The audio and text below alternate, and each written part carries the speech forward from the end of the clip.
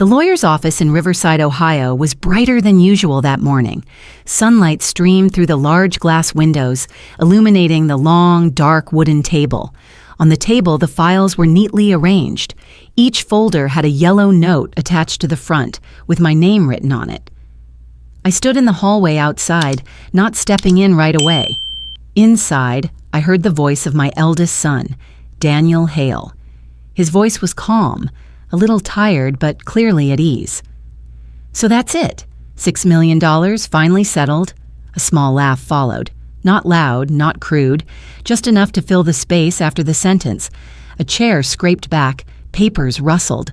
Someone said, "Everything moved faster than expected." No one cried. No one fell silent out of grief. And no one mentioned my name, as if I were still alive. In that room, they were talking about me as if I were already gone. After the stroke, after the days at the recovery center, after I could no longer stand steadily on my own, they thought I was dead, at least dead enough to no longer have a say. I took a slow breath. My hand tightened around the cane. The wood was cold, familiar. I tapped it lightly on the floor, not to get attention, just to be sure I was still standing here. Then I opened the door. The sounds inside stopped immediately. Not the polite kind of silence, the kind that comes when people realize they have just said the wrong thing at the wrong time. Daniel turned first. His face went pale, then flushed red almost instantly. My daughter-in-law froze beside him, her hand still resting on her purse. The other person stared at me as if I had stepped out of a place where I should not exist. The lawyer jumped to his feet. The chair behind him let out a dry scrape. Mrs. Hale?" he said, his voice faltering. I took one more step into the room, slow, unhurried. The cane touched the floor again. I could feel every pair of eyes fixed on me. No one spoke. I stopped at the head of the table and looked around the room. Familiar faces, people who had thought I would not be here today to see them. "I'm a little late," I said. My voice wasn't loud. In that room, it didn't need to be. If you've ever seen things like this happen in your own family, or if you want to hear a true-to-life story, you can subscribe to the channel. We tell stories slowly, honestly, and for the people who are often overlooked. 2 weeks before that morning at the lawyer's office, I was still lying on the kitchen floor of my own home. I remember it clearly. The sky wasn't fully light yet. The kettle had just begun to whistle. I turned to shut off the stove, but my right leg didn't move in time. I didn't fall hard. I didn't hit my head. It was just a slight slip, and then I was sitting on the floor, my back against the refrigerator. I meant to call Daniel, but my mouth didn't open when it should have. My tongue felt heavy. The words got stuck somewhere in my throat. I remember thinking, it must just be fatigue. 30 minutes later, I was taken away in an ambulance. The doctor said it was a mild stroke. Mild, in their terms. In mine, it wasn't mild at all. The right side of my body grew weak. My hand shook when I tried to hold a glass of water. Every sentence needed a few extra seconds to travel from my head to my mouth. Daniel came to the hospital that same morning. He stood at the foot of the bed, hands in his jacket pockets, nodding repeatedly as the doctor spoke. He asked many questions, all the right ones. I heard my name mentioned, but no one asked what I thought. 3 days later, Daniel said I needed to go to a recovery center. "Willow Creek Care Center is the best place around here," he said. "Home isn't safe right now. You need to be monitored." I wanted to say I wanted to go home. I tried to sleep in my own bed. I wanted to see the photo of his father on my nightstand. But when I opened my mouth, the words came out slow and broken. Daniel had already turned to speak with the nurse. I was taken there that same afternoon. Willow Creek was clean. Too clean. Bright hallways. The smell of disinfectant always hangs in the air. My room was small, just enough for a bed, a low dresser, and a window facing the grass out back. On the first day there, I slept a lot. Not because I was tired, but because there was nothing to do. My phone was kept in a drawer. I had to ask someone to get it for me. My hand shook when I tried to text. Each word had to be typed twice. Daniel visited me on the second day. He stayed exactly 15 minutes. He asked if I was in pain, asked if I was eating. Then he talked about needing to reorganize the house. He spoke as if it were an obvious next step. "Just rest," he said. "I'll take care of everything." Karen didn't come. Daniel said she was busy with work. I didn't ask more. I was used to not asking. The days that followed were all very similar. Physical therapy in the morning, lunch, sleep. Sometimes Daniel called, but the calls were short. He asked the doctors more than he asked me. When I said I wanted to go home, he said it wasn't time yet. "You're not stable enough," he said. "Safety comes first." I heard the word safety a lot in those days. It was used to justify every decision, but no one asked how I felt about everything happening without me. No one asked how long I wanted to stay. No one asked who I wanted to care for me. No one asked if I agreed to let them keep the house keys. Every decision was made around me, as if I were an object that needed to be moved to the most convenient place. At night, when the lights were turned off, I lay staring at the ceiling. The hallway light spilt in as a long strip on the wall. I heard carts rolling, doors opening and closing. I heard someone calling their child's name in the room next door. I didn't cry. I just felt myself fading, little by little. I was still alive. I knew that. But I began to understand that. In other people's eyes, I was no longer in my old place. I was no longer the one making decisions. I was just the reason others made them for me. And that, it turned out, was even more frightening than the stroke itself. Nights at Willow Creek were never tranquil. When the lights in my room were turned off, the hallway remained bright. White light spilt through the crack under the door, stretching a long strip across the floor. I lay on my side, eyes open, listening to metal carts rolling slowly past. Each time a wheel made a soft sound, I tried to guess which room it would stop at. Some sounds were easy to get used to. The nurse's slippers, the heart monitors, doors opening and closing. But there were other sounds no one ever got used to, no matter how many times they were heard. The room next to mine belonged to an older woman named Rose. I knew her name because one night a nurse called out loudly when she didn't answer. Rose often cried at night, not loudly, just quick breaths, followed by broken sentences. "He said he'd come today." She repeated that line again and again, as if saying it enough times might make it accurate. One evening, I heard her call her son's name, very softly, as if she didn't want to bother anyone. No one came. The next morning, her door was still closed. I didn't see anyone sitting by her bed.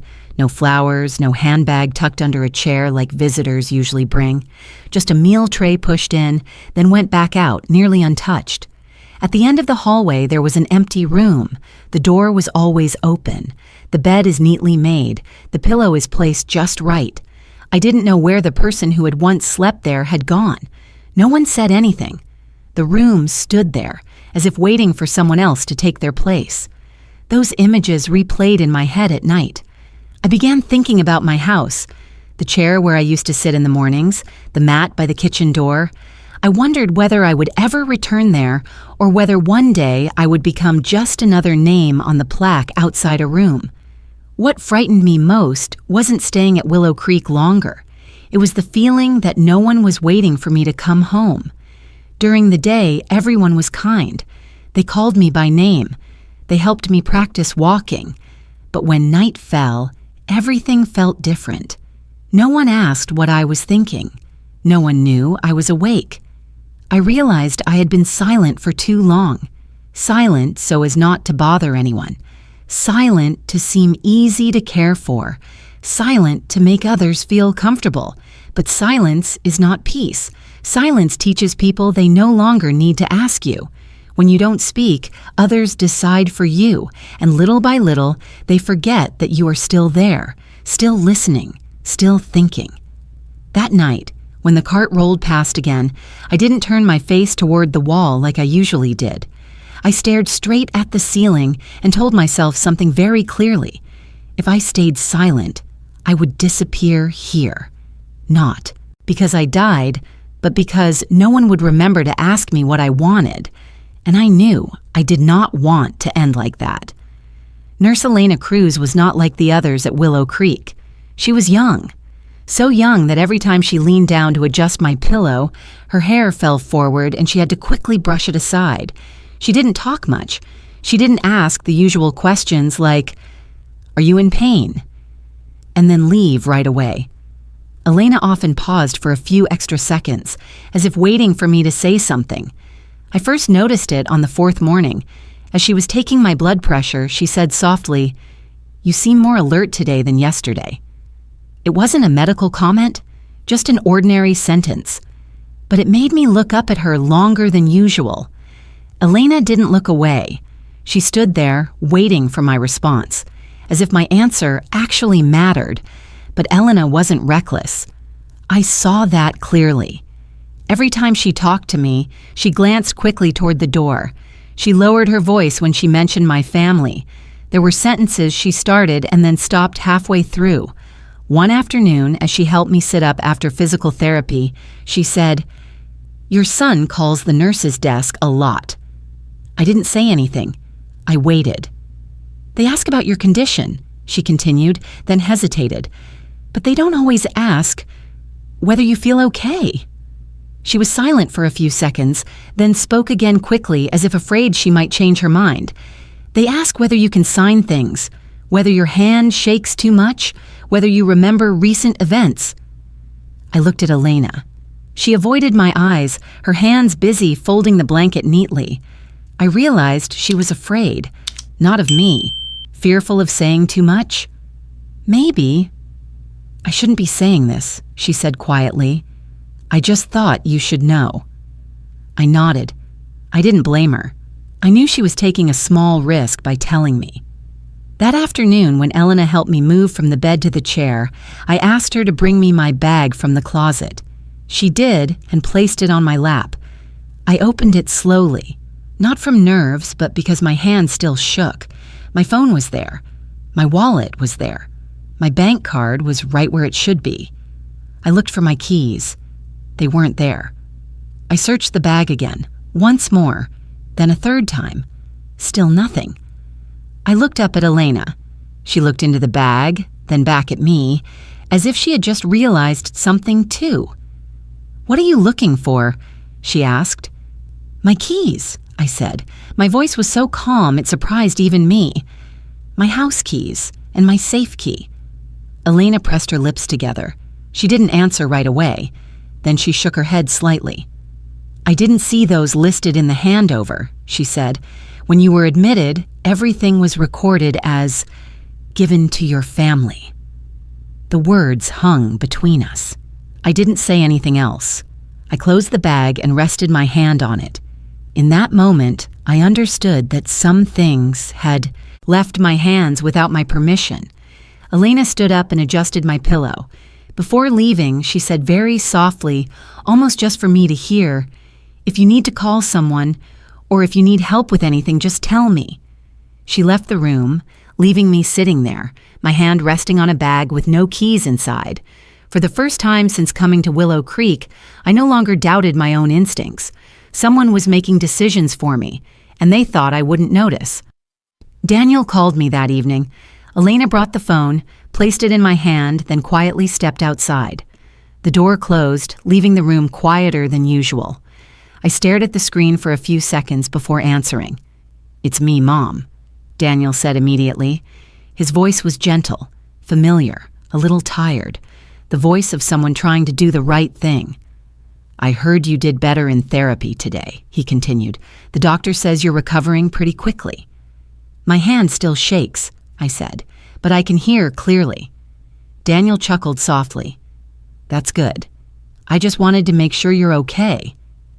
A short pause passed. I waited. I had learned that Daniel rarely said the critical part right away. "I talked to a real estate agent," he continued, "just to get some information. The house has a few steps. It's not ideal if your mobility is limited." I didn't answer immediately. I looked out the window. The grass behind Willow Creek was dark now. The yard lights had just turned on.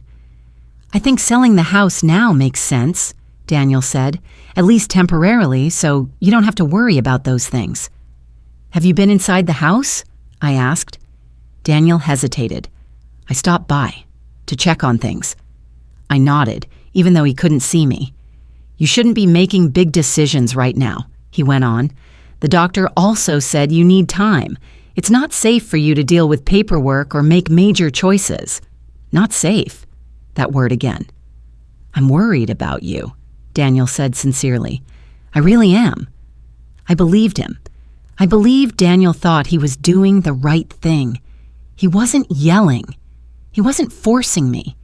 He was, step by step, doing everything in my place with reasons that sounded perfectly reasonable. "You think I'm no longer clear enough to decide," I said slowly. "That's not it," Daniel replied quickly. It's better if I handle things." The call ended a few minutes later. Daniel said he would visit soon. I said I would be waiting. After the screen went dark, I kept holding the phone for a long time. Daniel didn't hate me. That was a relief. But he chose convenience over sitting down and asking me what I wanted. He chose quick decisions over slow listening, and he believed that made him kind. I realized then that some things aren't done out of cruelty, yet they can still make someone disappear. And that feeling, for me, hurt even more than anger. After the call with Daniel, I couldn't sleep. Not because I was angry, but because my mind was too clear. Every word he had said kept repeating, slowly and distinctly, as if someone were reading each line back to me. "It's not safe for Mom to make the decision. I'll take care of everything. It's just temporary." Those sentences sounded perfectly reasonable enough that no one would feel the need to ask anything more. The next morning, I asked Elena to close my room door. She looked at me, a little surprised, but didn't ask much. She pulled the door shut completely, then came back to stand beside my bed. "Do you need to call someone?" she asked. "I need to call my lawyer," I said. "His name is Howard Levin." Elena nodded. She handed me the cordless desk phone, placed it in my hand, then stood still for a moment, as if to make sure I wouldn't have trouble dialing. "I called the law office." A receptionist answered. I said my name. There was a very brief pause on the other end of the line, then her voice changed, more careful. "I'd like to ask," I said, "whether anyone has contacted you recently about my will." The receptionist was silent for a few seconds. "Mrs. Hale," she said, "we're not allowed to share detailed information, but there was a recent request for a copy of your will." "Who requested it?" I asked, even though I already knew the answer. "Your son," she said, "Mr. Daniel Hale." I thanked her and hung up. I sat there for a long time, my hands resting on the blanket, staring into the empty space in front of me. I wasn't surprised. It was just a feeling of confirmation.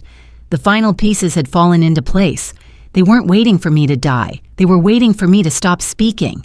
That sentence echoed in my mind clearer than anything else. That afternoon, Elena returned to my room with my medication. I looked at her and spoke plainly. "Elena, I need a different lawyer." She froze. I could see a flicker of worry cross her face. She glanced toward the door, then back at me. I could get in trouble," she said quietly.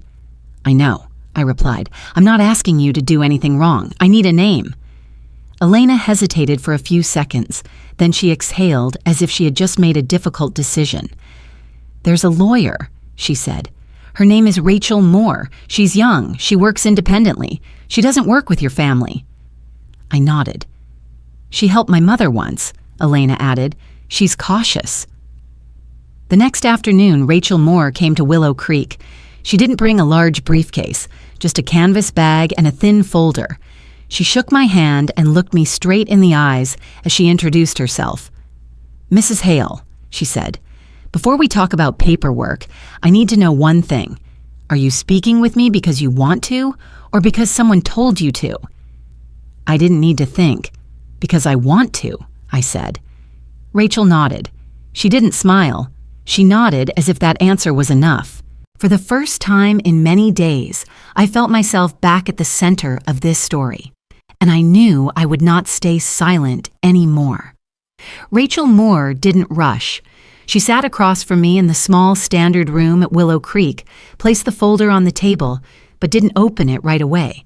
First, she asked me straightforward questions. What year was I born? Where I was? Whether I knew what day of the week it was? I answered each one, slowly but steadily. Rachel took notes, then nodded. I need you to understand this clearly, she said. If we do this, it has to be absolutely clear.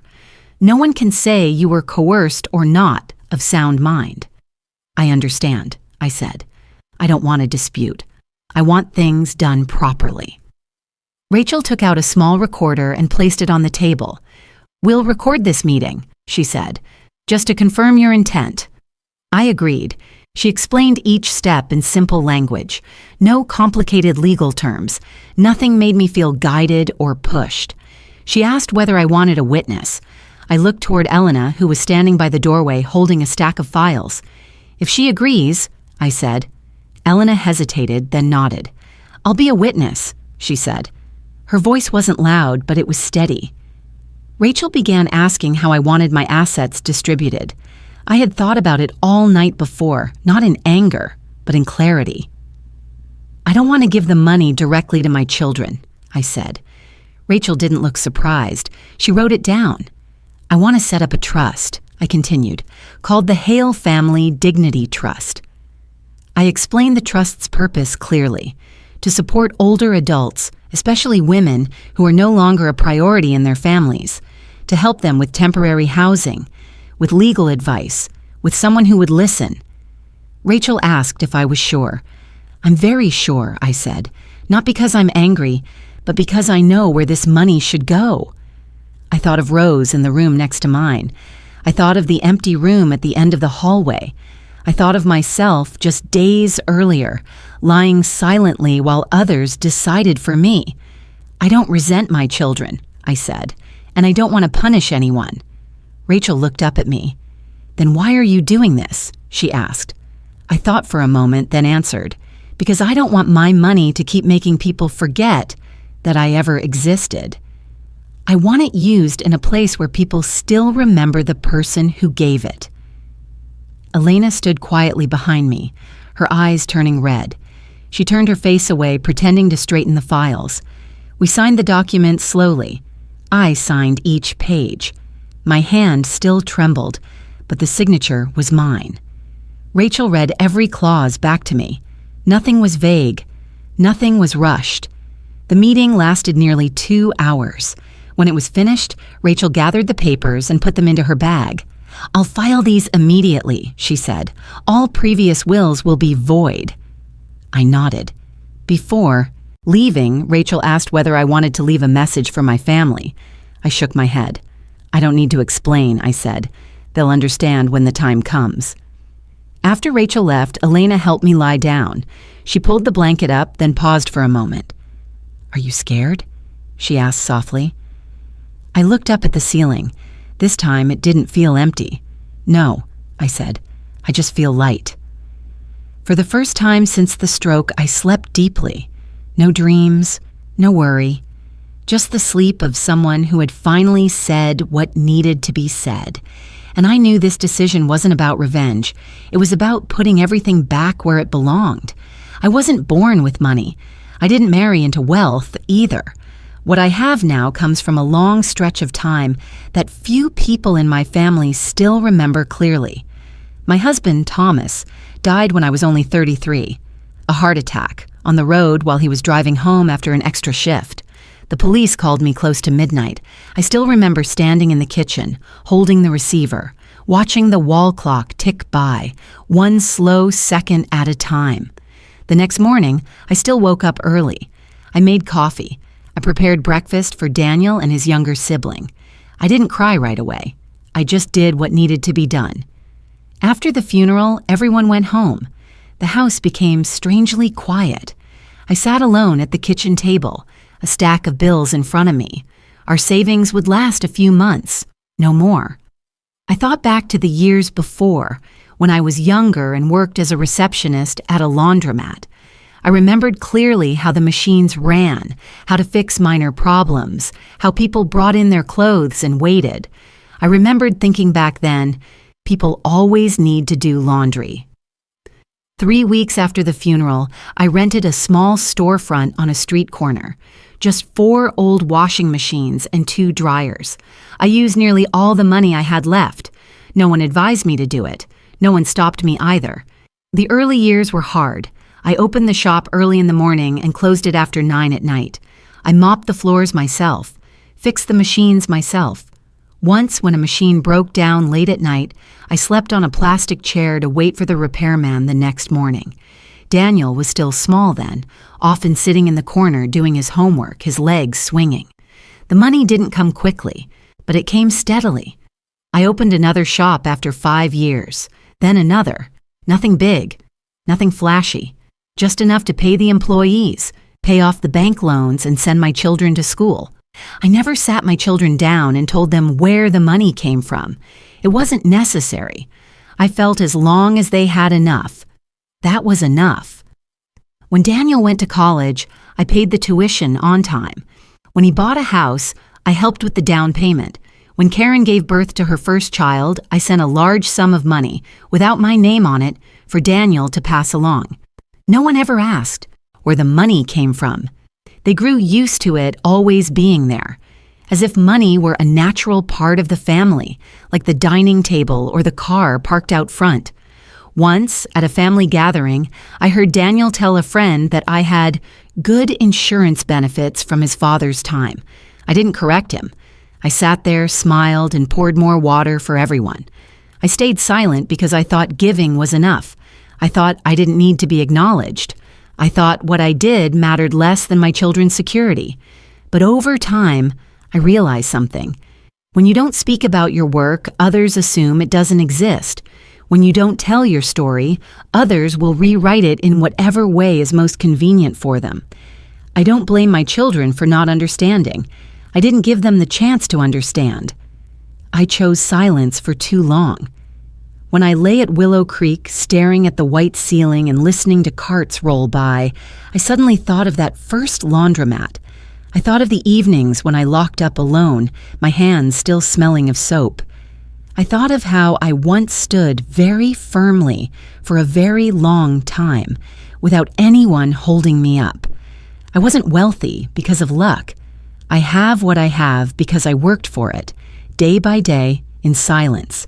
And this time, I don't want to be silent anymore. When I walked into the lawyer's office in Riverside that morning, no one was smiling anymore. Daniel started to stand, then stopped halfway. Karen remained seated, her hands pressed tightly together on the table. My former lawyer, Howard Levin, was still standing beside his chair, as if he hadn't decided whether or not to invite me to sit. "I apologize for the confusion," Mr. Levin said after a few seconds. "We were informed that you would not be able to attend." "I'm here," I said. "That's enough." I sat down. My cane rested against the edge of the table.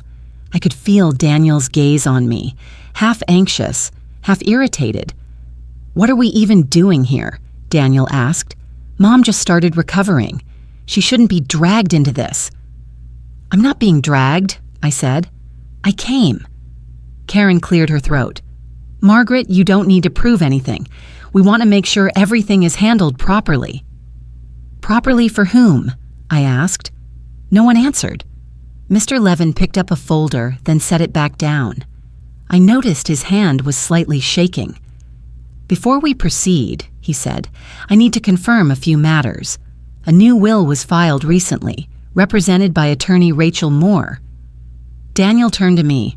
"What did you do?" "I did what needed to be done," I said. Karen spoke up immediately. "Who helped you with that? Someone at the recovery center? You're in a very vulnerable state." "Be careful with your words," Rachel said from the far end of the table. It was the first time she had spoken since entering the room. Her voice was calm, not loud but clear. "All procedures were carried out in full compliance with the law." Daniel shook his head. "You're young. You don't understand our family." Rachel looked straight at him. "I understand the law," she said, "and I understand when someone makes a decision of their own free will." Mr. Levin opened Rachel's folder and flipped to the first page. He paused longer than usual. "I see a competency confirmation here," he said, "but there is an issue." I felt my heart beat faster. "What issue?" Rachel asked. "The initial confirmation page is missing the signature of one of the two physicians," Mr. Levin said. "There was only one signature at the initial stage." Daniel seized on it immediately. "You see," he said, "she wasn't stable. This is clearly an error." Karen nodded quickly. "Mom shouldn't be held responsible for this. Someone may have pressured her." I looked down at my hands. They were trembling, but I placed one firmly on the table. In that moment, I saw very clearly what was happening. No one was asking what I wanted to say. They were arguing about me, not with me. A thought passed through my mind, clear and deeply tiring. If they didn't believe me, I couldn't force them. I was used to stepping aside, used to letting others speak for me. Part of me wanted to stand up and leave that room so they could settle things their way. Rachel looked at me, not with urgency, but with patience. She didn't interrupt. She let me decide. "May I speak?" I asked. The room fell silent again. "I still know what I'm saying," I said slowly. "I know what I signed. I know why I signed it." Daniel sighed. "Mom, you don't have to try so hard." "I'm not trying," I said. "I'm just not staying silent anymore." Rachel opened her bag and took out another set of documents. The second confirmation page was completed within 24 hours, she said. "It includes the full signatures of both physicians. This is the updated filing submitted to the court." Mr. Levin took it and reviewed each page carefully. He nodded slowly. "That is correct," he said, "and there's also an audio recording of the meeting." Rachel turned on the recorder. My voice filled the room, slow, clear, answering each question. I heard myself say that I understood what I was doing, that no one was forcing me. Karen turned her face away. Daniel stared down at the table. "And the witness?" Mr. Levin asked. Rachel said nothing. Elena stepped forward. "I am Nurse Elena Cruz," she said. Her voice trembled slightly, but she didn't stop. "I was responsible for Mrs. Hale's care at Willow Creek. I was present during the meeting. I confirm that Mrs. Hale was fully lucid and acting of her own will." Daniel looked at Elena, his expression a mix of anger and shock. "You don't have the right—" "I have a duty," Elena said, "to my patient." No one spoke for several seconds. Mr. Levin closed the folder. "From a legal standpoint," he said, "the new will is valid." Karen burst out. "So that's it? She can take everything and give it to strangers?" "I'm not taking anything away," I said. "I'm just placing it somewhere else." Daniel stood up. "You're destroying this family." I looked at my son. This time, I wasn't angry. I saw the distance between us. "A family isn't destroyed by a will," I said. "It fractures when people forget to listen to each other." I stood up and took my cane.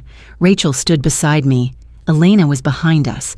"I've said what I needed to say," I said. "You can discuss the rest among yourselves." As I walked out of the room, my legs were still a little weak, but every step was mine. And even though I almost turned away, I knew I had stayed long enough to be heard. No one stood up to stop me when I returned to my seat. The room was still quiet, but it was the kind of quiet filled with pressure. Daniel leaned back in his chair, arms crossed. Karen stared toward the window, as if the answer might be more straightforward to find outside. "So this is how it is," Daniel said after a while. "You've made your decision." "I have," I said. "Not just today." "I don't understand." Karen turned to me.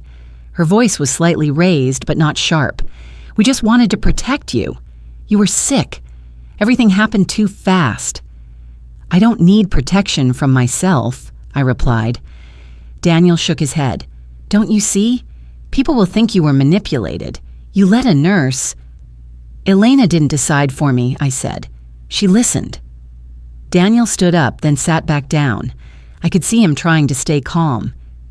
Do you know what we planned around that money? Emily's tuition, the mortgage. Those things don't just disappear. I'm not taking away anyone's future, I said. I'm just not handing it over to people who never asked if I agreed. Karen let out a long breath. So what does this family even mean anymore? I looked at her. Family is when people ask each other, not when they decide for one another. Daniel fell silent. I could see his anger not exploding, but folding inward, maybe because there was nowhere to release it. At that moment, the door opened very softly. Emily stood there, my granddaughter. She looked around the room, then at me. No one spoke for a few seconds. I just wanted to say hi to Grandma, Emily said. Her voice was quiet but steady. Hi, I said. Come in. Emily stepped inside, standing closer to me than to her parents. Daniel glanced at his daughter, then looked away. I don't know everything, Emily said, but I know you were in the hospital. I called a few times. I nodded. I remembered those calls. Not long. Not many words, just asking if I had eaten, if I had slept. Rachel spoke up. There is a portion of the trust designated for education, she said. Emily's schooling will still be supported. Karen turned to me. You decided that too? I kept what I was asked about, I said. Nothing more. Emily looked at me, her eyes filling with tears. She didn't cry. She just nodded very slowly. Thank you, Grandma, she said. Daniel looked at his daughter, then at me. So you chose her, not us? I didn't choose sides, I said. I chose a way of living where I can still recognize myself. Karen remained silent. There were no more accusations, only exhaustion, plainly visible on her face. I don't hate any of you, I said, and I don't expect you to understand right away, but I won't accept being spoken for anymore. No one replied. No one shouted. There were no tears, only things that had been said and things that could not be taken back. When I stood up again, Emily stepped closer and gently took my hand. I'll call you, she said. I know, I replied. And this time, I believed it. It didn't end at the lawyer's office. 2 weeks later, I received the first letter. A thick envelope, stiff paper, and the law firm's address clearly printed. Daniel and Karen had filed a lawsuit. Not over the money, they said, but out of concern that I was not competent to make decisions given my current health condition. I read the entire letter, then folded it and placed it in the drawer. I didn't feel angry. I just felt tired. The tired that comes from having expected this. Rachel said they had the right to file. She also said my case was solid, but there was no guarantee it wouldn't drag on. The news spread faster than I had anticipated. Neighbors began checking in with exaggerated politeness. Are you doing okay? I heard there's a bit of a misunderstanding in your family. Some didn't ask anything. They looked a little longer than usual, then turned away. A few people I'd known for years stopped calling. One woman who used to have tea with me every afternoon said she didn't want to get involved in other people's family matters. I understood, but I also remembered who had stayed silent while I lay in the recovery center. During those days, I learned how to be alone in a different way. Not lonely, but without explaining myself. I didn't retell my story to everyone. I answered when asked, and I stopped at the right moment. The court hearing was shorter than I expected. Rachel presented the file, the medical certifications, the audio recording, the witness. Elena was there too, sitting in the back row, hands resting on her lap, back straight. Daniel didn't look at me while his lawyer spoke. Karen stared down at the table the entire time.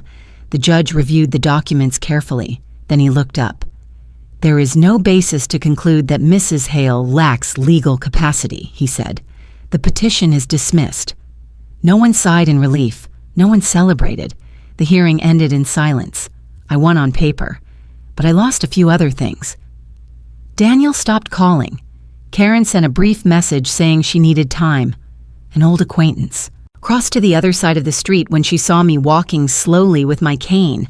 I realized that speaking up has a cost, Not everyone is willing to stay when you are no longer easy. But I realized something else, too. I no longer had to play the quiet one to keep the peace. I no longer had to pretend everything was fine when it wasn't. I could sit in my room, open the window, listen to traffic outside, and know that my decisions were my own. Some relationships disappear when you start telling the truth. Some people only stay when you are easy to control. I'm not happy to lose them, but I don't regret it. Because this time, I didn't lose myself to preserve the appearance of peace.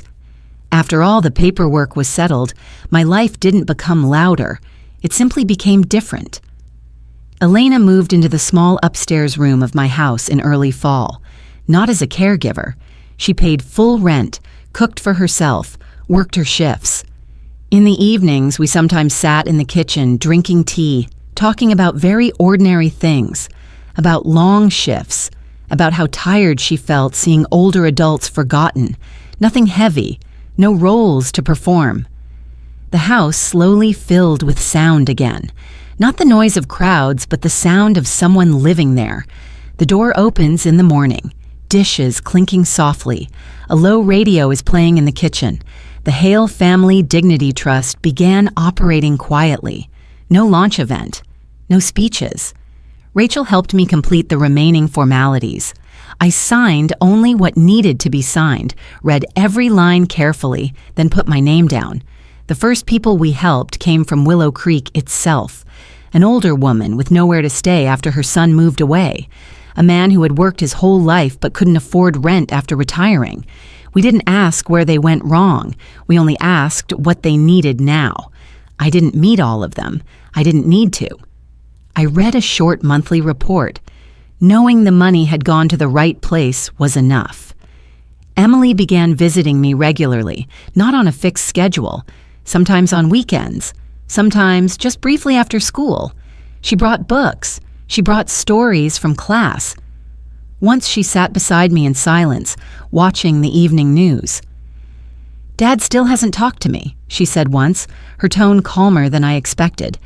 "You don't need to choose sides," I told her. "You just need to live honestly." Emily nodded. She didn't ask more. She understood. Some afternoons I sat on the porch, watching people pass by. Old neighbors no longer checked in the way they used to, but new people greeted me. A young woman walking her child smiled and said hello. An older man stopped to ask the name of the flower by my front door. My family was no longer what it used to be, but I didn't feel empty. I realized that family isn't only the people you're born with. Family is also the people who stay when you are no longer easy, the people who don't speak for you, the people who accept you as a whole person, not something to be managed. One evening, Elena said to me, "I never thought I'd see a home like this." "Neither did I," I replied. We laughed, softly, no explanations needed. I don't know what the future holds. I only know that right now I live in a place where my voice is still heard, where decisions aren't taken away for someone else's convenience. Family, in the end, isn't something you keep through silence. It's something you build through presence. And this time, I chose to stay. My life now isn't anything special. In the mornings, I shop at the familiar market 2 blocks from home. I carry an old cloth bag, walk slowly, unhurried. The cashier knows me, not because I have money, but because I often ask whether they're tired. I pay in cash. I count each bill. Not because I distrust anyone, but because I want to remember that I'm spending my own money. When I get home, I open the safe myself. No one is standing beside me. No one is holding the key for me. I lock it carefully and place the key in a drawer that only I know. The gesture isn't about fear. It's simply a new habit to remind myself that everything is where it should be. In the afternoon, I sit in the old chair by the window. The chair, someone once suggested, should be replaced with something more modern. I kept it. It makes a slight sound every time I sit down. I like that sound. It tells me I'm home. Elena often gets back late from work. Emily visits when she can. Some days she stays only 15 minutes. Some days she stays for dinner. No one feels the need to explain why they came or why they leave early. Some days I think of Daniel and Karen, not with anger, just with remembrance, like remembering something that once mattered. I don't know if they will ever fully understand this story. Maybe not, and I accept that. Family, I've learned, isn't just sharing a last name. Family is the ability to sit down and let each other finish speaking. When that disappears, everything else slowly shifts out of place. I don't hate anyone. I don't want to teach anyone a lesson. What I did wasn't to win. It was so I wouldn't disappear into silence. Some people say, kindness makes you weak. I don't believe that. Kindness needs boundaries. Compassion needs a voice. When you stay silent for too long, your kindness gets mistaken for consent. Speaking up isn't about revenge. Speaking up is about living the rest of your life fully, as a whole human being. I lost a few relationships, but I kept the most important thing. I kept myself. In the evening, I turn off the lights early. I sit quietly for a while, not waiting for the phone to ring, not waiting for anyone to ask permission or decide for me. I don't disappear anymore. And this time, I stay for myself.